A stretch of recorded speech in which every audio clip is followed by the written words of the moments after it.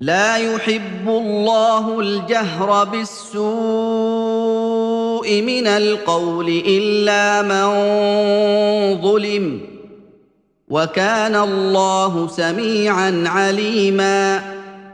إن تبدوا خيرا أو تخفوه أو تعفوا عن سوء فإن الله كان عفوا قديرا إن الذين يكفرون بالله ورسله ويريدون أن يفرقوا بين الله ورسله ويقولون نؤمن ببعض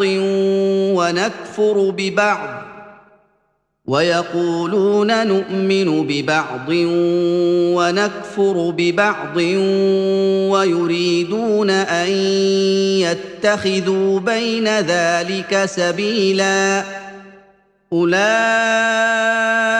هم الكافرون حقا وأعتدنا للكافرين عذابا مهينا والذين آمنوا بالله ورسله ولم يفرقوا بين أحد منهم أولئك سوف يؤتيهم أجورهم وكان الله غفورا رحيما يسألك أهل الكتاب أن تنزل عليهم كتابا من السماء فقد سألوا موسى أكبر من ذلك فقالوا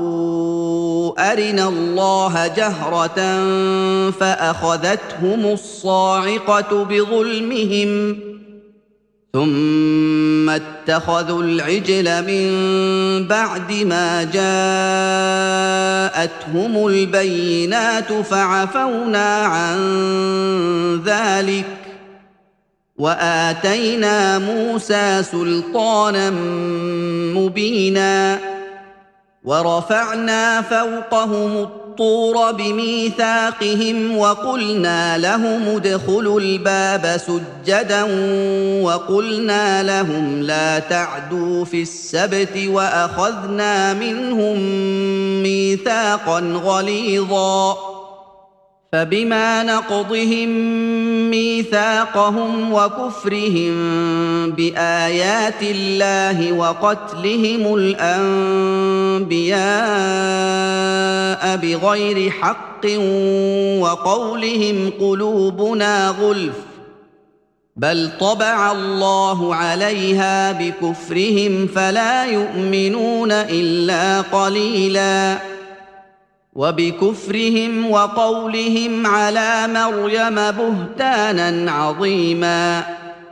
وقولهم إنا قتلنا المسيح عيسى ابن مريم رسول الله وما قتلوه وما صلبوه ولكن شبه لهم وإن الذين اختلفوا فيه لفي شك منه ما لهم به من علم إلا اتباع الظن وما قتلوه يقينا بل رفعه الله إليه وكان الله عزيزا حكيما وإن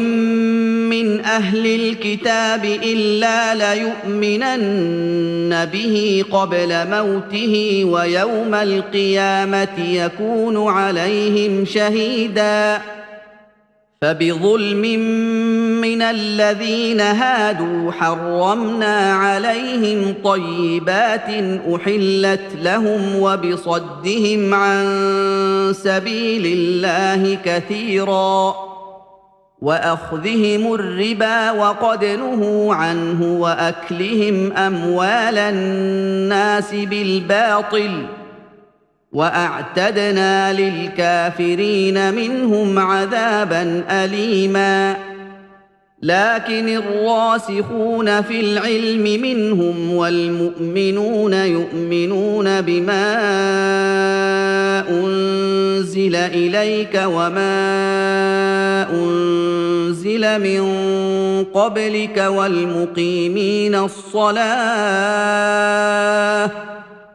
والمقيمين الصلاة والمؤتون الزكاة والمؤمنون بالله واليوم الآخر أولئك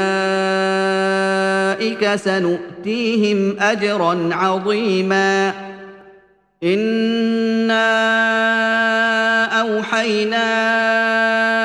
إليك كما أوحينا إلى نوح والنبيين من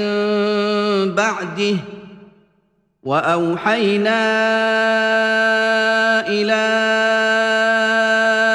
إبراهيم وإسماعيل وإسحاق ويعقوب والأسباط وعيسى وأيوب ويونس وهارون وسليمان وآتينا داود زبورا ورسلا قد قصصناهم عليك من قبل ورسلا لم نقصصهم عليك وكلم الله موسى تكليما رسلا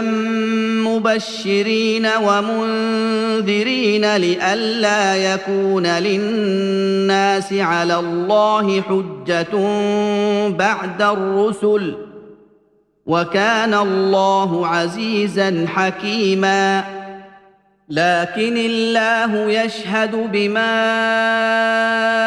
أنزل إليك أنزله بعلمه والملائكة يشهدون وكفى بالله شهيدا إن الذين كفروا وصدوا عن سبيل الله قد ضلوا ضلالا بعيدا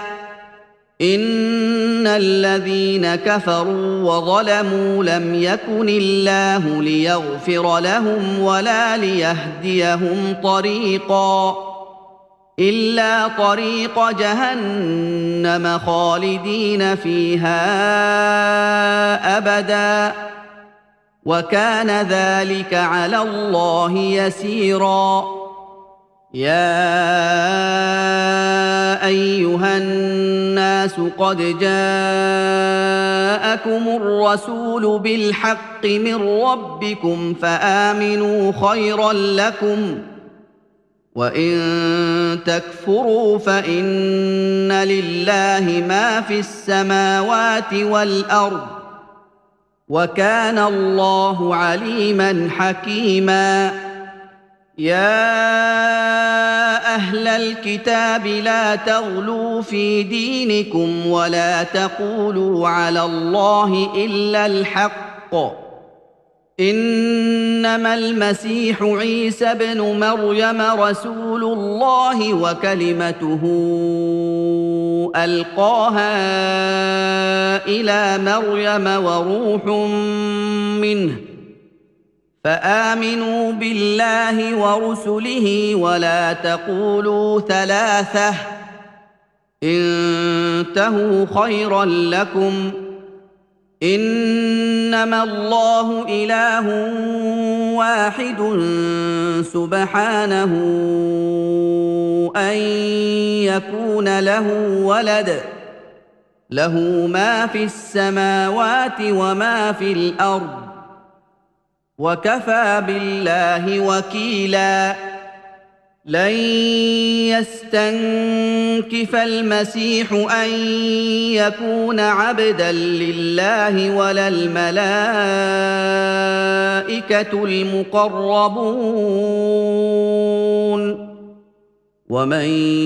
يستنكف عن عبادته ويستكبر فسيحشرهم إليه جميعا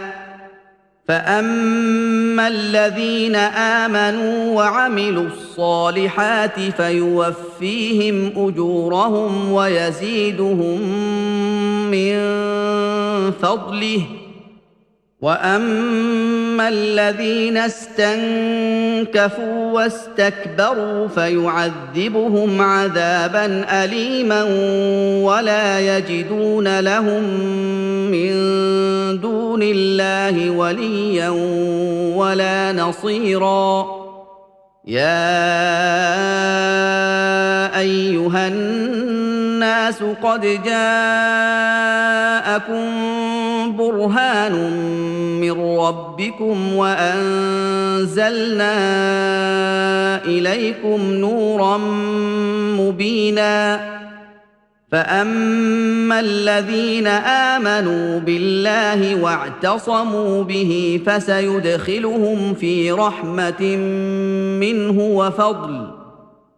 فسيدخلهم في رحمة منه وفضل ويهديهم إليه صراطا مستقيما يستفتونك قل الله يفتيكم في الكلالة إن امرؤ هلك ليس له ولد وله أخت فلها نصف ما ترك وهو يرثها إن لم يكن لها ولد فإن كانتا اثنتين فلهما الثلثان مما ترك وإن كانوا إخوة رجالا ونساء فللذكر مثل حظ الأنثيين يبين الله لكم أن تضلوا والله بكل شيء عليم بسم الله الرحمن الرحيم يا أيها الذين آمنوا أوفوا بالعقود أحلت لكم بهيمة الأنعام إلا ما يتلى عليكم غير محل الصيد وأنتم حرم إن الله يحكم ما يريد يا أيها الذين آمنوا لا تحلوا شعائر الله ولا الشهر الحرام ولا الهدي ولا القلائد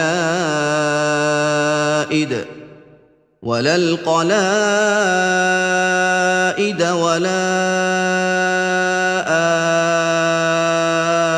آمين البيت الحرام يبتغون فضلا من ربهم ورضوانا وإذا حللتم فاصطادوا ولا يجرمنكم شنآن قوم أن صدوكم عن المسجد الحرام أن تعتدوا وتعاونوا على البر والتقوى ولا تعاونوا على الإثم والعدوان واتقوا الله إن الله شديد العقاب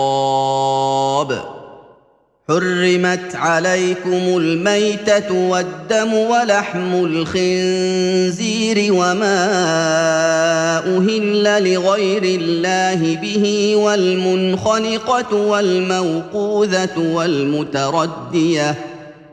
والمتردية والنطيحة وما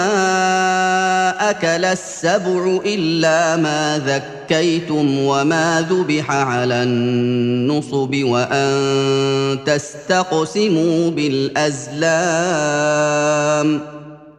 ذلكم فسق اليوم يئس الذين كفروا من دينكم فلا تخشوهم واخشون اليوم أكملت لكم دينكم وأتممت عليكم نعمتي ورضيت لكم الإسلام ديناً فمن اضطر في مخمصة غير متجانف لإثم فإن الله غفور رحيم يسألونك ماذا أحل لهم قل أحل لكم الطيبات وما علمتم من الجوارح مكلبين تعلمونهن مما علمكم الله فكلوا مما أمسكن عليكم واذكروا اسم الله عليه واتقوا الله إن الله سريع الحساب اليوم أحل لكم الطيبات وطعام الذين أوتوا الكتاب حل لكم وطعامكم حل لهم والمحصنات من المؤمنات والمحصنات من الذين أوتوا الكتاب من قبلكم إذا آتيتموهن أجورهن محصنين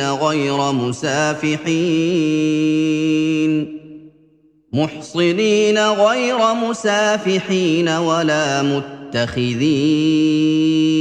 أخدان ومن يكفر بالإيمان فقد حبط عمله وهو في الآخرة من الخاسرين يا أيها الذين آمنوا إذا قمتم إلى الصلاة فاغسلوا وجوهكم وأيديكم إلى المرافق وامسحوا برؤوسكم وأرجلكم إلى الكعبين وإن كنتم جنبا فاطهروا وإن كنتم مرضى أو على سفر أو جاء أحد منكم من الغائط أو لامستم النساء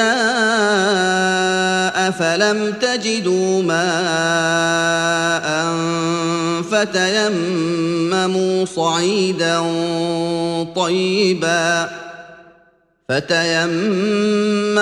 صعيدا طيبا فامسحوا بوجوهكم وأيديكم منه ما يريد الله ليجعل عليكم من حرج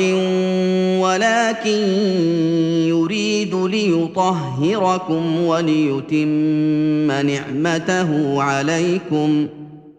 وليتم نعمته عليكم لعلكم تشكرون واذكروا نعمة الله عليكم وميثاقه الذي واثقكم به إذ قلتم سمعنا وأطعنا واتقوا الله إن الله عليم بذات الصدور يا أيها الذين آمنوا كونوا قوامين لله شهداء بالقسط ولا يجرمنكم شنآن قوم ولا يجرمنكم شنآن قوم على ألا تعدلوا اعدلوا هو أقرب للتقوى واتقوا الله إن الله خبير بما تعملون وعد الله الذين آمنوا وعملوا الصالحات لهم مغفرة وأجر عظيم والذين كفروا وكذبوا بآياتنا أولئك أصحاب الجحيم يا أيها الذين آمنوا اذكروا نعمة الله عليكم إذ هم قوم أن يبسطوا إليكم أيديهم فكف أيديهم عنكم واتقوا الله وعلى الله فليتوكل المؤمنون ولقد أخذ الله ميثاق بني إسرائيل وبعثنا منهم 12 نقيبا وقال الله إني معكم لئن أقمتم الصلاة وآتيتم الزكاة وآمنتم برسلي وعزرتموهم وأقرضتم الله قرضا حسنا لأكفرن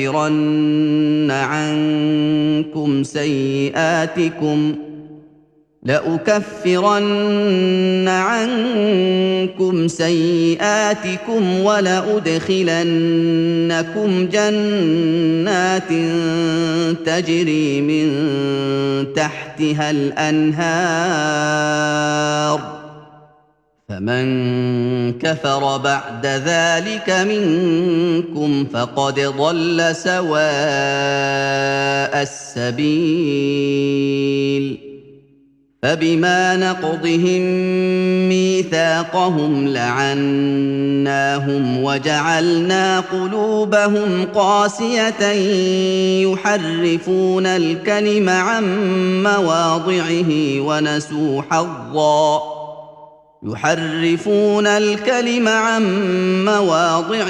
ونسوا حظا مما ذكروا به ولا تزال تطلع على خائنة منهم إلا قليلا منهم فاعف عنهم واصفح إن الله يحب المحسنين ومن الذين قالوا إنا نصارى أخذنا ميثاقهم فنسوا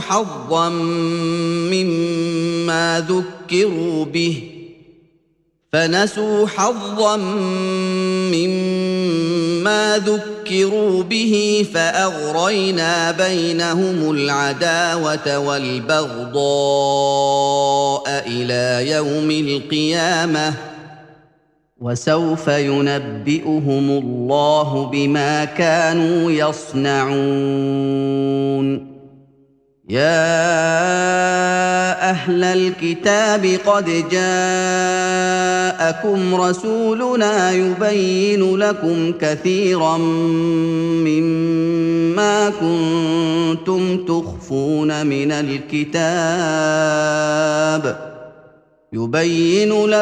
كثيرا مما كنتم تخفون من الكتاب ويعفو عن كثير قد جاءكم من الله نور وكتاب مبين يهدي به الله من اتبع رضوانه سبل السلام ويخرجهم من الظلمات إلى النور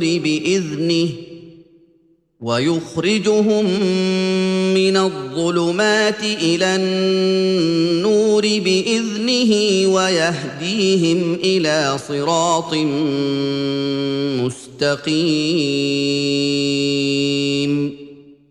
لقد كفر الذين قالوا إن الله هو المسيح ابن مريم قل فمن يملك من الله شيئا إن أراد أن يهلك المسيح ابن مريم وأمه ومن في الأرض جميعا ولله ملك السماوات والأرض وما بينهما يخلق ما يشاء والله على كل شيء قدير. وقالت اليهود والنصارى نحن أبناء الله وأحباؤه قل فلم يعذبكم بذنوبكم بل أنتم بشر ممن خلق يغفر لمن يشاء ويعذب من يشاء ولله ملك السماوات والأرض وما بينهما وإليه المصير. يا أهل الكتاب قد جاءكم رسولنا يبين لكم على فترة من الرسل أن تقولوا ما جاءنا من بشير ولا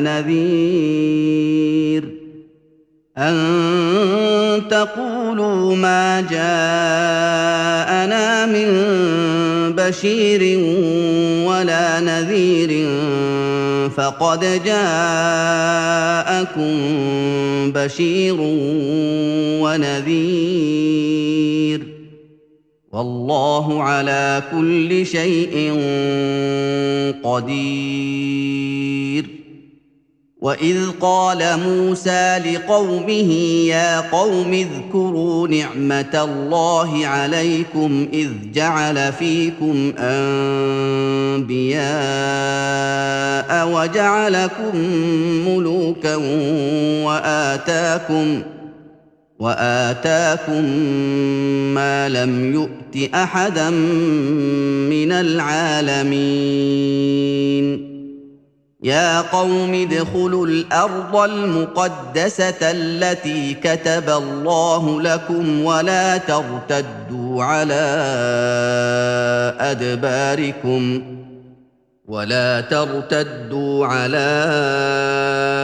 أدباركم فتنقلبوا خاسرين.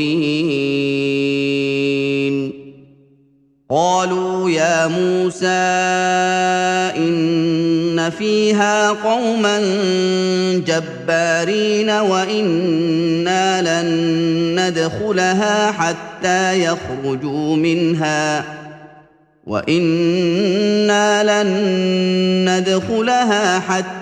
يخرجوا منها فإن يخرجوا منها فإنا داخلون. قال رجلان من الذين يخافون أنعم الله عليهم ادخلوا عليهم الباب فإذا دخلتموه فإنكم غالبون وعلى الله فتوكلوا إن كنتم مؤمنين. قالوا يا موسى إنا لن ندخلها أبدا ما داموا فيها فاذهب أنت وربك فقاتلا إنا هاهنا قاعدون قال رب إني لا أملك إلا نفسي وأخي فافرق بيننا وبين القوم الفاسقين قال فإنها محرمة عليهم 40 سنة يتيهون في الأرض فلا تأس على القوم الفاسقين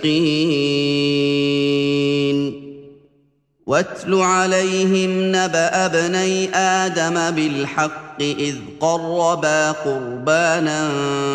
فتقبل من أحدهما ولم يتقبل من الآخر قال لأقتلنك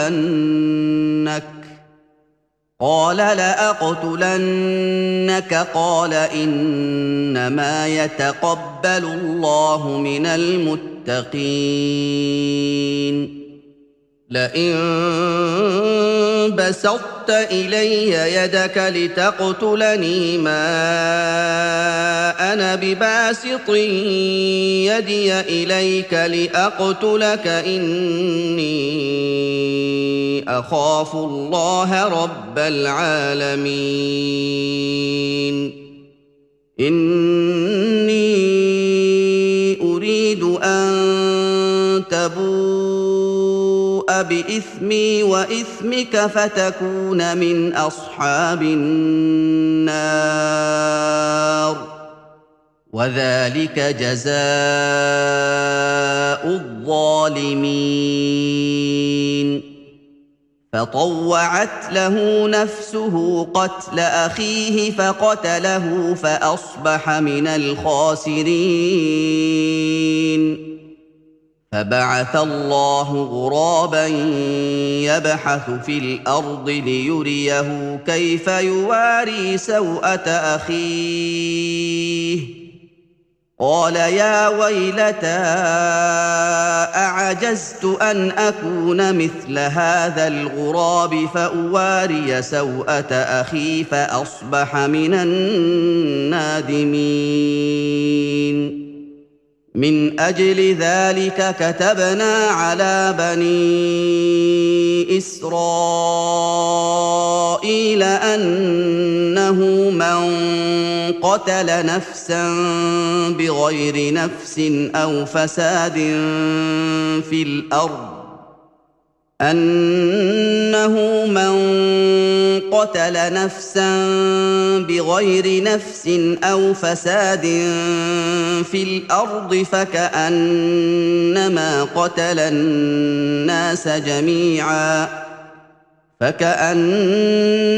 قتل الناس جميعا ومن أحياها فكأنما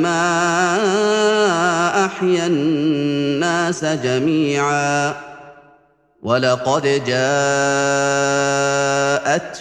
رسلنا بالبينات ثم إن كثيرا منهم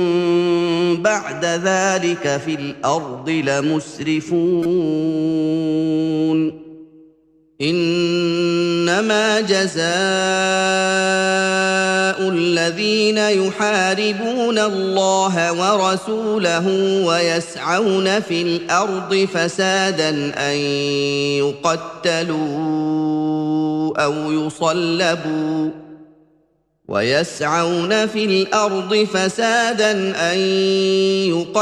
يقتلوا أو يصلبوا أو تقطع أيديهم وأرجلهم من خلاف أو ينفوا من الأرض ذلك لهم خزي في الدنيا ولهم في الآخرة عذاب عظيم إلا الذين تابوا من قبل أن تقدروا عليهم فاعلموا أن الله غفور رحيم. يا أيها الذين آمنوا اتقوا الله وابتغوا إليه الوسيلة وجاهدوا في سبيله لعلكم تفلحون. إن الذين كفروا لو أن لهم ما في الأرض جميعا ومثله معه ليفتدوا به من عذاب يوم القيامة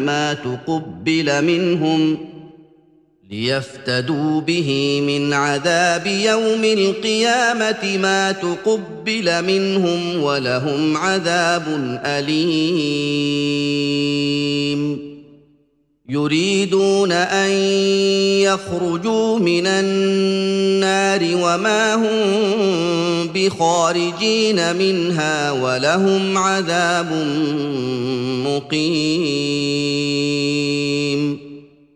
والسارق والسارقة فاقطعوا أيديهما جزاء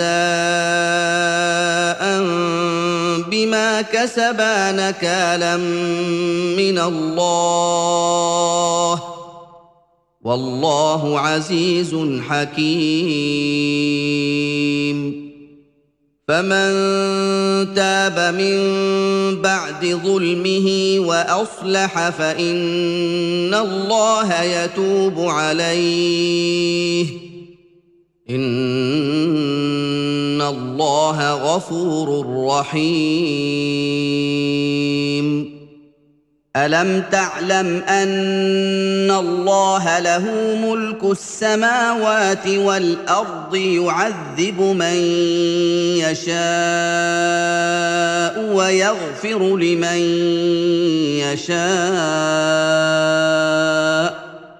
والله على كل شيء قدير. يا أيها الرسول لا يحزنك الذين يسارعون في الكفر من الذين قالوا آمنا بأفواههم ولم تؤمن قلوبهم ومن الذين هادوا سماعون للكذب سماعون لقوم آخرين لم يأتوك يحرفون الكلم من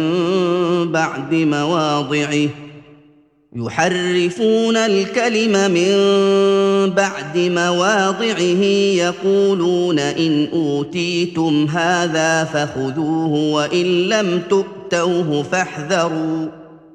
ومن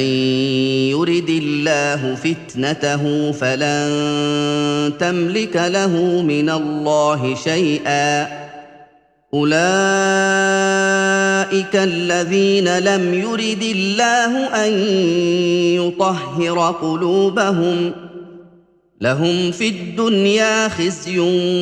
ولهم في الآخرة عذاب عظيم. سماعون للكذب أكالون للسحت فإن جاءوك فاحكم بينهم أو أعرض عنهم وإن تعرض عنهم فلن يضروك شيئا وإن حكمت فاحكم بينهم بالقسط إن الله يحب المقسطين.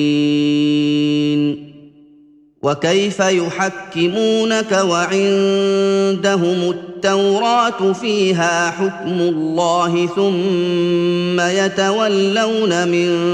بعد ذلك وما أولئك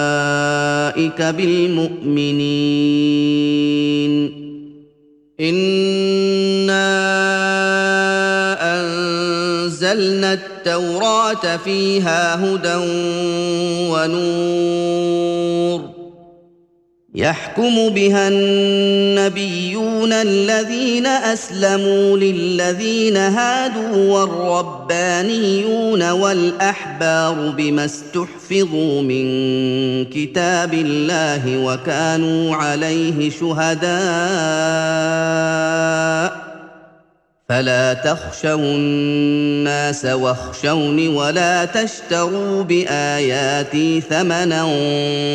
قليلا ومن لم يحكم بما أنزل الله فأولئك هم الكافرون وكتبنا عليهم فيها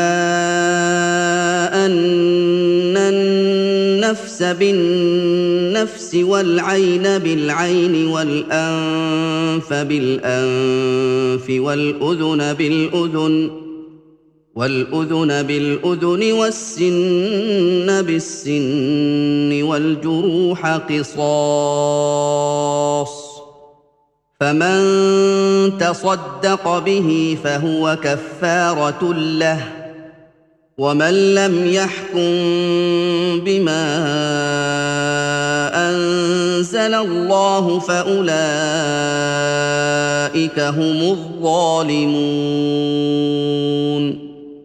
وقفينا على آثارهم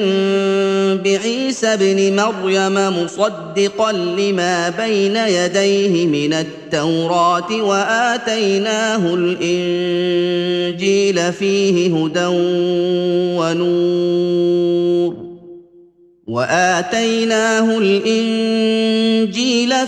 هدى ونور ومصدقا لما بين يديه من التوراة وهدى وموعظة للمتقين وليحكم أهل الإنجيل بما أنزل الله فيه ومن لم يحكم بما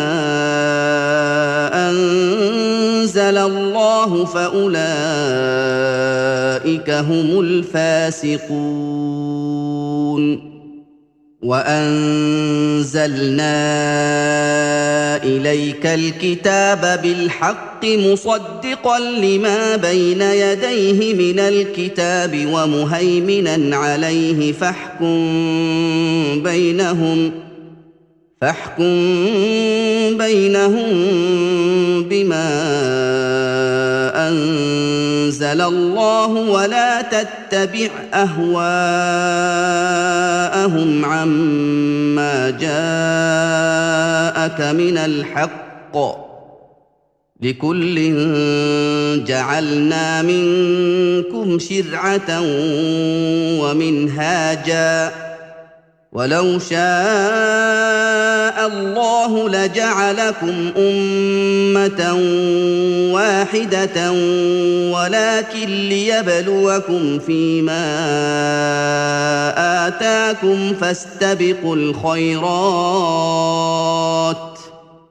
إلى الله مرجعكم جميعا فينبئكم بما كنتم فيه تختلفون وأن احكم بينهم بما أنزل الله ولا تتبع أهواءهم واحذرهم أن يفتنوك عن بعض ما أنزل الله إليك فإن تولوا فاعلم أنما يريد الله أن يصيبهم ببعض ذنوبهم وإن كثيرا من الناس لفاسقون أفحكم الجاهلية يبغون ومن احسن من الله حكما لقوم يوقنون يا ايها الذين امنوا لا تتخذوا اليهود والنصارى اولياء بعضهم اولياء بعض ومن يتولهم منكم فانه منهم ان الله لا يهدي القوم الظالمين فترى الذين في قلوبهم مرض يسارعون فيهم يقولون نخشى ان تصيبنا دائره فعسى الله ان ياتي بالفتح او امر من عنده فيصبحوا على ما اسروا في انفسهم نادمين ويقول الذين امنوا اهؤلاء الذين اقسموا بالله جهد ايمانهم انهم لمعكم حبطت اعمالهم فاصبحوا خاسرين يا ايها الذين امنوا من يرتد منكم عن دينه فسوف ياتي الله بقوم يحبهم ويحبونه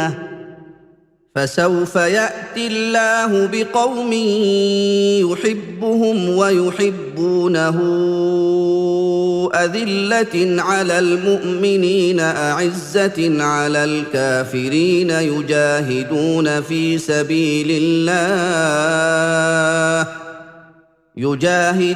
في سبيل الله ولا يخافون لومة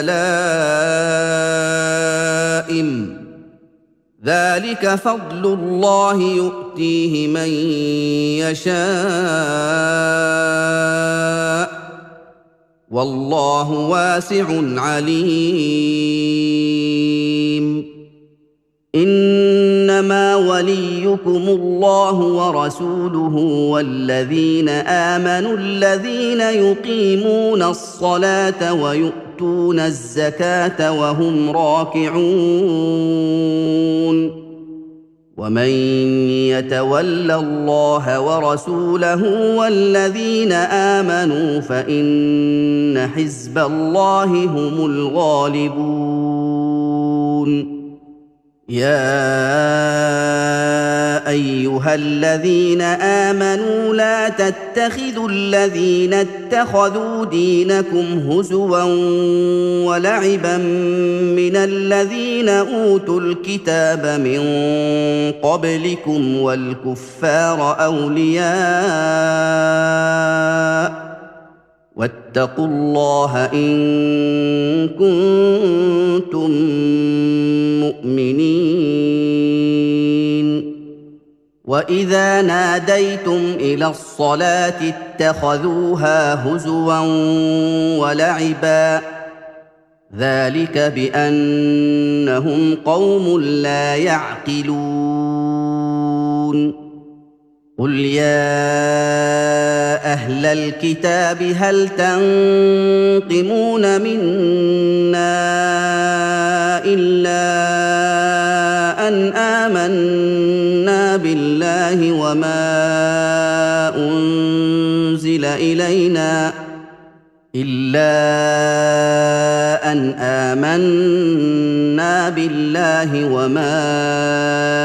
أنزل إلينا وما أنزل من قبل وأن أكثركم فاسقون قل هل أنبئكم بشر من ذلك مثوبة عند الله من لعنه الله وغضب عليه وجعل منهم القردة والخنازير وعبد الطاغوت أولئك شر مكانا وأضل عن سواء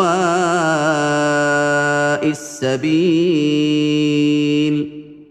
وإذا جاءوكم قالوا آمنا وقد دخلوا بالكفر وهم قد خرجوا به والله أعلم بما كانوا يكتمون وترى كثيرا منهم يسارعون في الإثم والعدوان وأكلهم السحت لبئس ما كانوا يعملون لولا ينهاهم الربانيون والأحبار عن قولهم الإثم وأكلهم السحت لبئس ما كانوا يصنعون وقالت اليهود يد الله مغلولة غلت أيديهم ولعنوا بما قالوا بل يداه مبسوطتان ينفق كيف يشاء وليزيدن كثيرا منهم ما أنزل إليك من ربك طغيانا وكفرا وألقينا بينهم العداوة والبغضاء إلى يوم القيامة كلما أوقدوا نارا للحرب أطفأها الله ويسعون في الأرض فسادا والله لا يحب المفسدين ولو أن أهل الكتاب آمنوا واتقوا لكفرنا عنهم سيئاتهم ولأدخلناهم جنات النعيم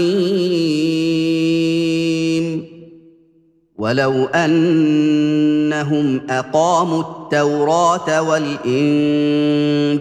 وما أنزل إليهم من ربهم لأكلوا من فوقهم ومن تحت أرجلهم منهم أمة مقتصدة وكثير منهم ساء ما يعملون يا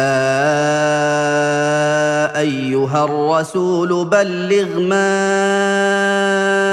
أنزل إليك من ربك وإن لم تفعل فما بلغت رسالته والله يعصمك من الناس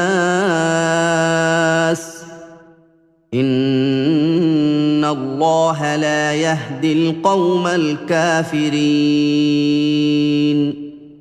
قل يا أهل الكتاب لستم على شيء حتى تقيموا التوراة والإنجيل وما أنزل إليكم من ربكم وليزيدن كثيرا منهم ما أنزل إليك من ربك طغيانا وكفرا فلا تأس على القوم الكافرين إن الذين آمنوا والذين هادوا والصابئون والنصارى من آمن بالله واليوم الآخر وعمل صالحا فلا خوف عليهم ولا هم يحزنون لقد أخذنا ميثاق بني إسرائيل وأرسلنا إليهم رسلا كلما جاءهم رسول بما لا تهوى أنفسهم فريقا كذبوا وفريقا يقتلون وحسبوا ألا تكون فتنة فعموا وصموا ثم تاب الله عليهم ثم عموا وصموا كثير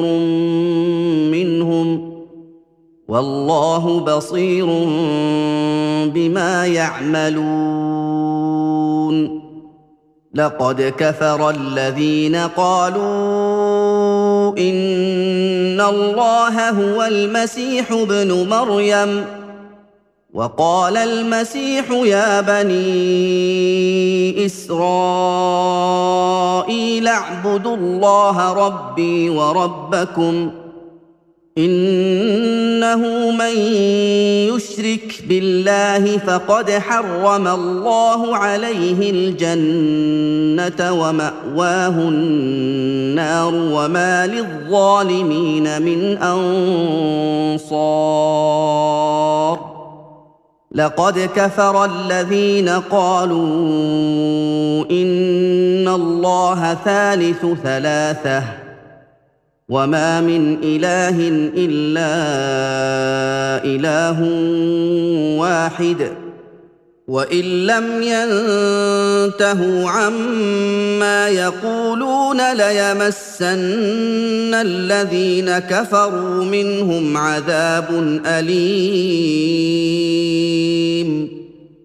أفلا يتوبون إلى الله ويستغفرونه والله غفور رحيم ما المسيح ابن مريم إلا رسول قد خلت من قبله الرسل وأمه صديقة كانا يأكلان الطعام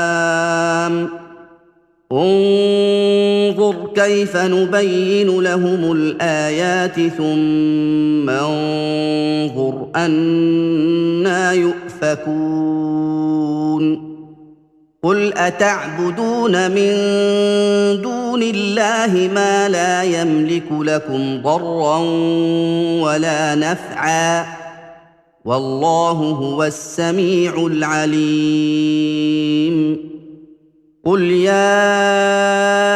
أهل الكتاب لا تغلوا في دينكم غير الحق ولا تتبعوا